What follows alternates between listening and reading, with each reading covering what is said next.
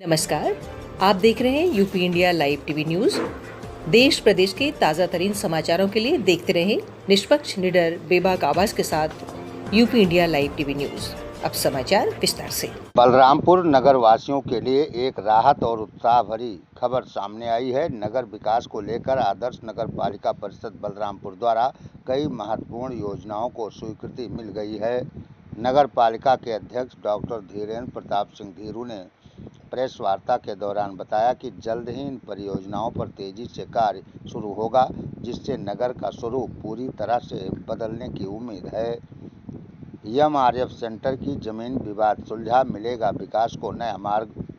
नगर निकाय ने एक बड़ी कानूनी जीत दर्ज करते हुए एमआरएफ सेंटर की जमीन का मुकदमा जीत लिया है। इस निर्णय से वर्षों से रुका हुआ विकास कार्य अब गति पकड़ेगा और संबंधित क्षेत्र में जन उपयोगी सुविधाओं के निर्माण की संभावना बढ़ेगी। 6 करोड़ की लागत से बनेगा अत्याधुनिक बारात घर। स्मार्ट सिटी योजना के तहत स्टेडियम का होगा कायाकल्प। स्मार्ट सिटी मिशन के तहत नगर के मुख्य खेल स्टेडियम को अत्याधुनिक सुविधाओं से युक्त किया जाएगा। इसके लिए 14.5 करोड़ रुपए का प्रस्ताव भेजा गया था, जिसकी स्वीकृति लगभग सुनिश्चित है। 1000 सीटों वाला ऑडिटोरियम और औद्योगिक पार्क की योजना है। नगर में 1000 दर्शकों की क्षमता वाला एक भव्य प्रेक्षागृह प्रस्तावित है, जिसका प्रस्ताव राज्य सरकार को भेजा गया है। इसके साथ ही 100 एकड़ भूमि में एक औद्योगिक पार्क विकसित किया जाएगा। Bureau report, Balrampur, Uttar Pradesh. उसमें हमारा कूड़े का बना है, हमारा एक गीला सूखा कूड़े का भी एक टेंडर उसमें हुआ है, लेगेसी बेस का। दूसरा, उसी में अभी माननीय मुख्यमंत्री जी और नगर विकास मंत्री जी के द्वारा एक 6 करोड़ रुपए का बारात घर स्वीकृत किया गया है नगर में बनने के लिए। दूसरा भवन का उन्होंने दिया ही है। ऐसा माननीय मुख्यमंत्री जी से हमने स्मार्ट सिटी के तहत बलरामपुर स्टेडियम में सारे खेल की सुविधाएं वह उसको बनाया जाए, वो जीर्ण स्थिति में है, तो उसको लिए उन्होंने तुरंत जिलाधिकारी महोदय को अवगत कराया है कि इसका प्रस्ताव स्मार्ट सिटी के तहत बना के शासन को तुरंत भेजा जाए। और शासन के मंशा के अनुरूप था कि ये नगर के जो मुख्य मार्ग हैं इनको चौड़ीकरण किया जाए। तो हमने माननीय मुख्यमंत्री जी के समझ रखा था कि 19 मीटर डिवाइडर रोड बन सकता है। उन्होंने पूछा इतनी जमीन है, तो हमने कहा वो बन सकता है 19 मीटर डिवाइडर रोड। तो उसको उन्होंने सहमति देते हुए डीएम से उसको भी प्रस्ताव मांगा है। बात झारखंडी ब्रिज का है, तो झारखंडी ब्रिज की सारी फॉर्मेलिटी पूरी कर ली गई है और वो शासन से स्वीकृति होते ही उसका टेंडर भी लग जाएगा, वो कार्यदायी संस्था को काम भी अलॉट हो जाएगा। और एक हमने औद्योगिक पार्क की मांग की थी, उसके लिए भी 100 एकड़ जमीन माननीय मुख्यमंत्री जी ने डीएम साहब से कहा है कि इसको तत्काल अवगत कराएं, और अगर जल्दी अवगत हो गया तो विगत 15 दिन के बाद वो एक औद्योगिक पार्क का उद्घाटन भी माननीय मुख्यमंत्री जी द्वारा होगा, जो हर मुख्यालय पे होना है। उसके तहत 11 मुख्यालयों पे औद्योगिक पार्क का हो चुका है। तो ये हमारा विजन था कि वो पार्क बने, तो जो हमारा रिंग रोड बन रहा है गोंडा बहराइच वाला, उसी बीच के फैज में बने तो ज्यादा अच्छा रहेगा, क्योंकि हम लोग बाढ़ ग्रस्त से दूर रहेंगे और कनेक्टिविटी भी हमारी बड़ी गाड़ियों की जाने की रहेगी। बाकी नगर में अभी एक बड़े पुल का विषय था, जो कि नगर पालिका के द्वारा अतिक्रमण के लिए अवगत कराया गया था। वहां पे जो भी कमेटी लोग थे वो हाई कोर्ट गए थे, उन्होंने विषय उठाया।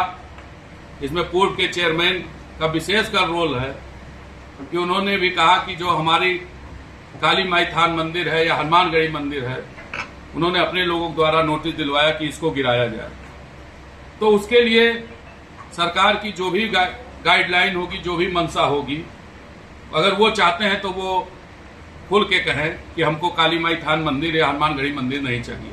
लेकिन वो जिस विषय के लिए गए थे, बड़े पुल के लिए, उसको कोर्ट ने खारिज किया।